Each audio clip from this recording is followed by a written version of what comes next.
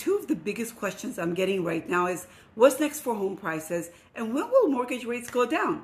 Here's the latest information on both of those. Let's start with prices. A survey of over 100 experts show prices are expected to rise for at least the next 5 years. That means if you wait and prices continue to climb, the price of a home will only be higher later on. And what about interest rates? Where rates go from here is going to depend on inflation, the economy, geopolitical events, and the upcoming decisions from the Fed.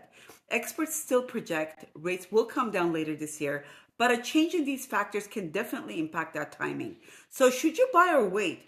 Based on all of this, if you're ready to and able to move now, it may be still a good idea, especially before prices rise at even more. Rather than trying to time the market, think about time in the market as a success strategy, and I'm here to help you. Reach out to me. I got your back. Thanks for watching. Carolyn Alaverdian from Real Estate by Carolyn over at Balboa Real Estate, putting you first every step of the way.